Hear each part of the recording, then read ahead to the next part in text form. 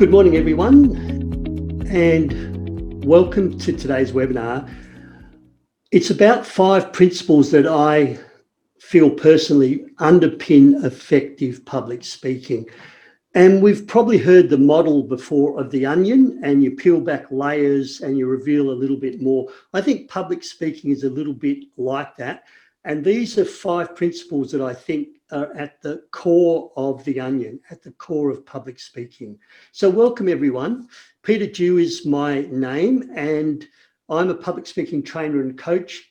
Those who don't know me, I'm a person who stutters and has struggled speaking in the past, but I've worked really hard, and now I help other people, such as yourselves, find your voice, give you the courage to share your messages.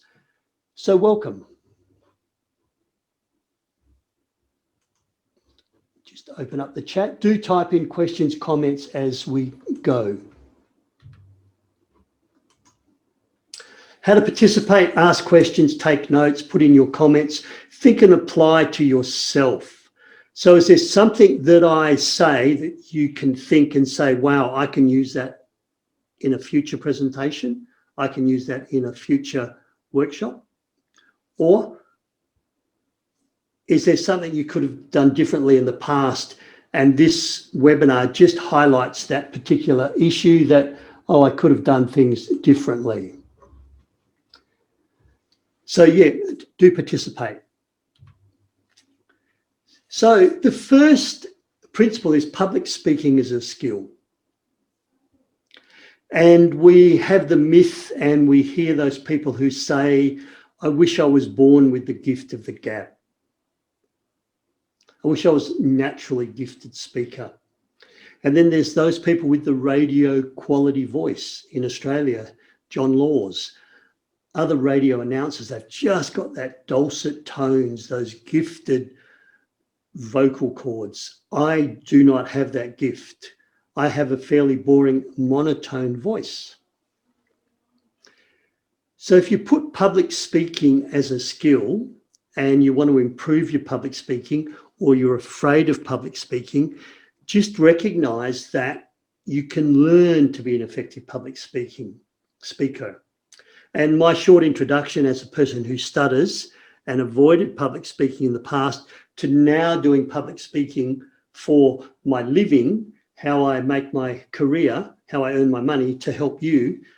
I haven't gone from here to there with magic pills, with hypnotherapy. I've gone from here to here by developing a skill. I used to travel overseas a lot. I used to go to Spain and France and Germany, not the last 12 months because of COVID. And I'd always try and learn a little bit of language. I've tried to learn Spanish about 3 times, and it is a skill. So you do the lessons, you go to the classes, you get the videotapes, and you treat public speaking as a skill. So that's the first principle. And of course, I like this quote from Ralph Waldo Emerson, Harvard University, all the great speakers were bad speakers once. So I mentioned the gift of the gab. Don't assume that those people that are engaging, and probably if you think of politicians down in Australia and across the Tasman, the most effective, the most eloquent, the most influential speaker would be the New Zealand Prime Minister, Jacinta Ardern. I think our state premiers and even our Prime Minister have stepped up as a result of COVID and their increased frequency of speaking. But if you look at Jacinta Ardern, I think she's just a notch above everyone else that we see on TV at the moment. I read an article back when she was 15 and she entered a debating and a public speaking contest at her school and she won. So as a 15-year-old, she was learning the skill. She was practicing the skill of public speaking. So what you see today in Jacinta Ardern as an effective, eloquent, influential public speaker at a time of crisis it hasn't come just naturally to her. She has done the hard work to develop the skill of public speaking. Start of 2020, I hated virtual presenting. I wasn't good at doing webinars. I loved face-to-face interaction. Give me 15 people in a room with me presenting and I'm in my happy zone. But COVID changed, and during 2020, I had to learn to use Zoom. I had to learn to be more effective. I now run workshops, not just short webinars. I now run workshops virtually using Zoom, using Microsoft Teams. It's a skill. It's a skill. I'm not brilliant. I'm not the best, but I still get booked. And this is how I make my living. While in West Australia, I can travel, I've had to learn to embrace Zoom to reach out the rest of my clients. So, principle number one, effective, engaging, influential public speaking is a skill that you can learn. You need to do the work. You need to do the reading. You need to attend the seminars. You need to get your coach. You need to get your mentor to develop the skill.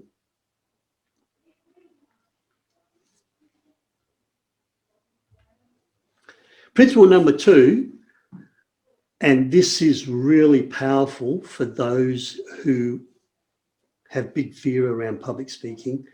Public speaking is being of service to the other, being service to others, being of service to your clients, to your audience, to your community, to your customers. That's all it is. So if you come from that perspective, you can have this paradigm shift, and then you move yourself from the center of the equation and put your audience at the center of the equation. So simply put, today, I'm not here to look good. Today, I'm not here to stroke my ego. Today, I'm not here to receive any accolades or pats on the back. Today, I'm here to serve you. With my nerves, with my stutter, with my mistakes, with my imperfections, I'm here to serve you. And I call this the service mindset of public speaking. So if you think about it, public speaking is not about you. And most people that get nervous and anxious worry about, what if you don't like me? What if I muck up? What if I make a mistake? That is about me. That's about myself. And in focusing on those things, I can't be 100% present to serve you. I'm not adopting a service mindset. This model, this paradigm shift works really well when I work with my Chinese, my Asian clients. And you will know that the Asian culture is very respectful.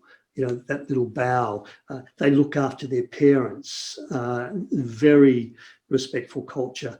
And when I say to them, well, if you're worried about your nerves and you're worried about yourself and you're thinking about yourself, you're being disrespectful to your audience. You're not serving your audience. And they say, oh, I would never want to be disrespectful to my audience. So I want you to understand, as you move forward, public speaking is about your audience, your clients, your customers, your community. You are there to serve them. So don't worry about yourself. A more practical way to put this into some context is, what's the headache within my audience? What's their problem? What's their concern? What's keeping them awake at night? What goals do they want to achieve? What key performance indicators do they want to make? And how does my message take that headache away? How can I be the Panadol, the paracetamol to the headache that your audience has. And when you do come from that perspective, that metaphor, taking people's headaches away, you are truly being of service to the people. And if I take your headache away, if I solve your problem, if I help you achieve your goals, you really don't care whether I'm a little bit nervous, whether my face goes red, whether I stutter or not. You really don't care, because you've got something that you can take away and you can move forward in your business, in your life, in what you do, because I've served you in a way that makes a difference to your life. So the second principle of public speaking, public speaking is being of service. I call it the service mindset of public speaking. I'm going to stop for a moment. Are there any questions? Any comments?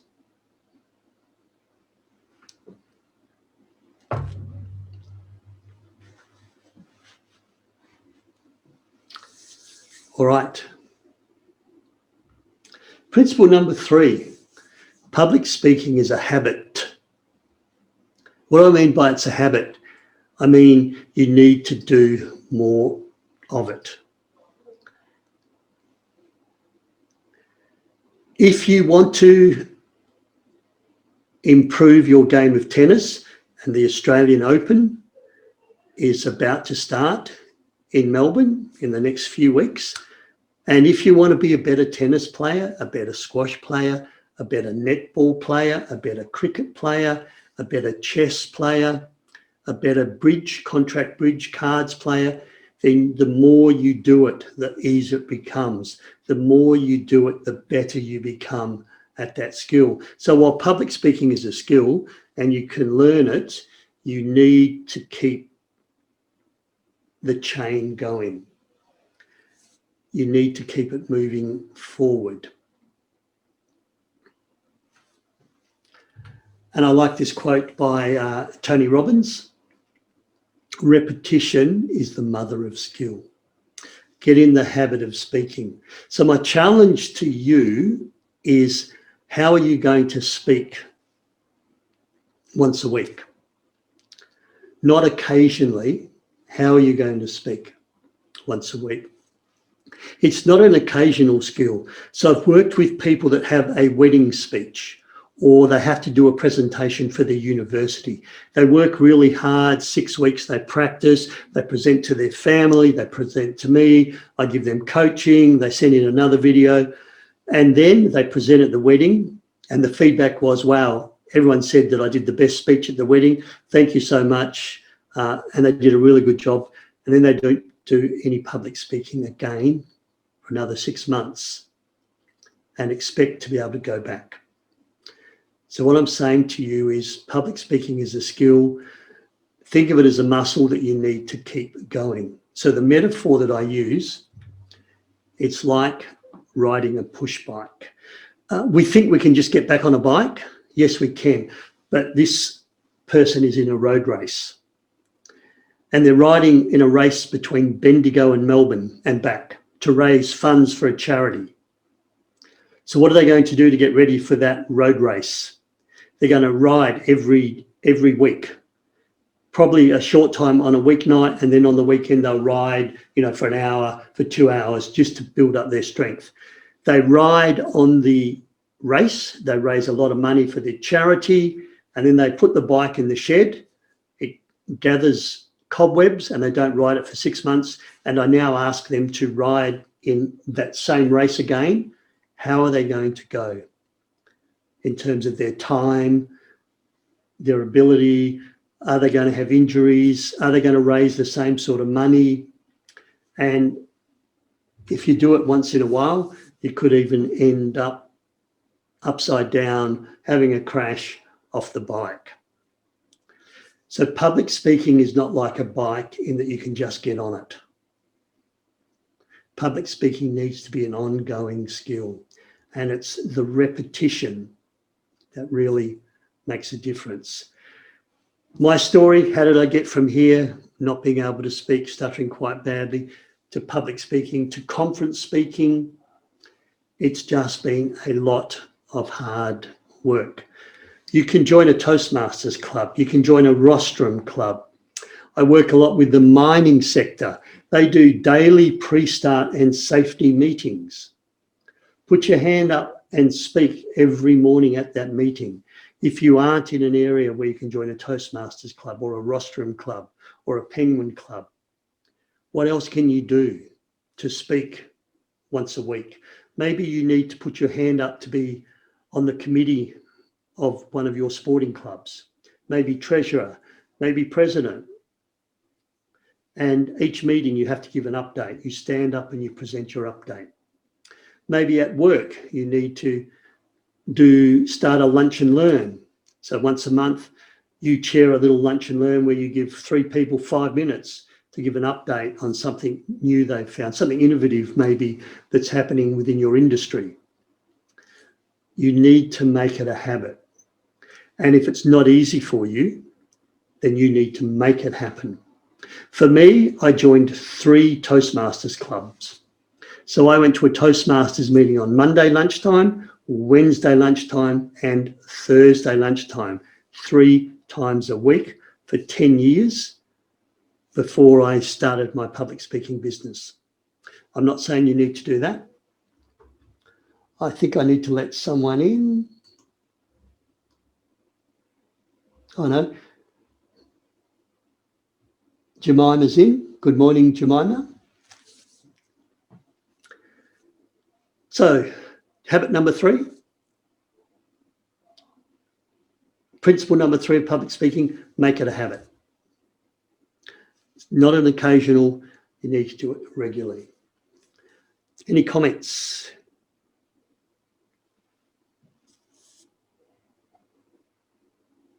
Any questions?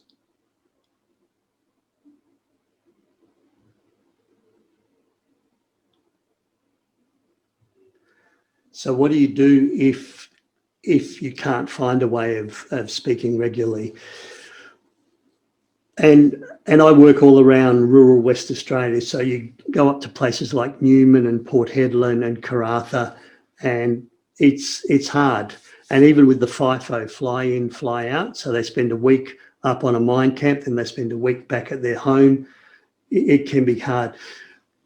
One group of people I worked with in Karratha, and I did several workshops, they decided to start a Toastmasters club. So Karratha's a small regional city, and they got 10 people together. They contacted Toastmasters in Perth, and they were able to form a Toastmaster club. That was 5 years ago. Find a way. Only takes, it can be something formal. So if you only got 5 or 6 people, once a week, sit down after work around a table and get people to do mini speeches and give them feedback.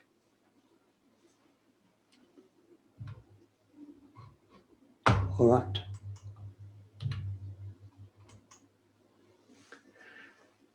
Principle number 4, public speaking requires good nonverbal communication. So public speaking is not just about the voice. Now, if you're a podcaster and you don't have any video, and I can strip the audio out of this recording and do the podcast, have it as a podcast, then maybe your nonverbal communication matters less. However, if any of you have ever done any sales training, you need to smile over the telephone. People can tell when you're smiling, and that's a nonverbal. And the inflection, the passion in your voice is kind of nonverbal in terms of it's not so much the words, use of pause, use of silence is still picked up in the audio part, and that is nonverbal. Don't let people see that you're uninterested, that you don't want to be there, that you're afraid, that you're shy, that you're angry. Your nonverbal needs to add to what you're saying. And it needs to be aligned, so in parallel with what you're saying. We see speakers who have a flap and they just flap their hands and they bounce their hands around back and forth. And this can be distracting. And I apologize to those of you who want me to stop flapping around. So just remember, nonverbal communication matters. If you're unaware of what people think or perceive about your nonverbal communication, ask for feedback. There would be nothing worse than going into a job interview and being really well qualified and letting your nonverbal communication straight away make a negative first impression. Remember, we only have one chance of making a good first impression, and a lot of that first impression comes from our nonverbal communication. The confidence, the breathing, the smile, the eye contact. Are you aware of what your body says about you when you walk on stage, when you walk into a job interview, when you walk into a meeting room? Stanford University did some research, and it was about what happens when people's words and their nonverbals don't line up, and it's about what happens in the brain. So they did an electroencephalographs, EEG, not an ECG, which is your heart, but an EEG, which is your brain. And they had two groups of people, Group A, Group B, and they had a speaker that went into both groups and told the truth, the same message. In Group A, he told this message, this truth, with congruent nonverbal communication, communication that was aligned with the words coming out of his mouth. The EEG pattern showed very little brain activity. Everyone was calm, everything was normal. And the post-presentation feedback was, nice speaker, I like what he's got to say. I will consider what he suggested. So they will follow you. You have had influence. I now move into the other group and I tell the same truth, the same message with non-congruent, with unaligned nonverbal communication. Everyone's EEG patterns start to go haywire. The post-presentation feedback is, I do not believe this speaker. I would not follow their recommendation. That's how powerful your nonverbal communication is. If you say this and your nonverbal communication is this, people tend to believe the nonverbal over and above the words you say. So the question that I ask you, is it ever possible that your nonverbal communication could be diluting, reducing your ability to have impact through the words you say?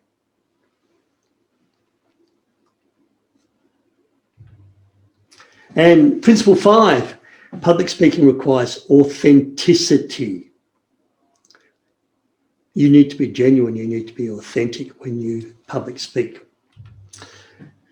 The Leadership Challenge has been around for a long time. This is the 6th edition, Kouzes and Posner, and they look at leadership and they look at workplaces in Australia and in the United States and in Japan and in Korea and in Europe. And one of the traits that come out with Australians and Europeans is the number one trait, the number one characteristic that workers look for in their leaders is honesty, authenticity, and genuineness. So as a speaker, you need to be genuinely authentic, honest, and aligned with your message. In marketing terms, and when I teach or when I share or when I run a workshop, I am marketing to you. I'm marketing a message. When you go out and talk about a new way of doing things, a new policy, a change management process, you are marketing this idea to your staff, to your colleagues. The first sale must be to yourself. If you don't honestly, authentically believe what you're saying, why would your audience believe what you're saying? So public speaking is not a performance. Good morning, everyone. My name is Peter Dew and I'm a public speaking trainer and coach, and I'm going to put a plum in my mouth and I'm going to speak with a deep, resonating voice. Yeah, that's not me, is it? And you're going to pick that. Authenticity is who you are on stage. Who I am now, who I am today, is who I am off stage. If you have a cup of tea with me at a coffee shop, you bump into me down the street, you have a chat. Who I am on stage is who I am off stage. I am not performing William Shakespeare. Audiences can pick a fake easily. So there's 5 fundamental principles of public speaking. I mentioned the onion, peeling back the layers. I would say at the center of the onion is public speaking is being of service to others. If you can learn to adopt that paradigm, the only reason I'm standing here is to serve you. The only reason you agree to speak at a meeting, speak at a conference, is to share your knowledge, your expertise, your experience to serve the people in the room. I reckon the next layer would be, it's a skill. You can learn it. Anyone can learn public speaking. And then the other stuff, the non-verbal communication, do the practice, get in the habit, making sure you're honest, making sure you're authentic. Those things we can do and we can layer. And there's other things we do as well, who's in the room, change your message to the audience. What audio visuals are you going to use to support the message you're sharing? All of those things are more technical that we can layer with our public speaking. Any final questions and comments? Next webinar is same time, next Friday.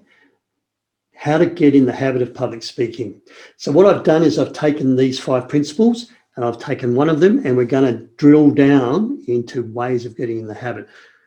Thanks, Graham. Really great to reconnect. I am coming to Melbourne in early March. Whether I'll be able to come back to Perth is a different question, but I've got a job in Bendigo and Kerrang, so I'll be flying into Melbourne early March. So I may send you a message. Got some workshops coming up, mostly around West Australia. All my workshops I can do online. If anyone wanted an online workshop, I would be willing to do that. My aim is to be of service to you today and beyond. Email, LinkedIn, Facebook, go to my website. If I can help you in any way, please send me a message. So remember, public speaking is a skill. It's a habit. You're being of service. You need to be authentic. And non-verbal communication matters. Thank you very much.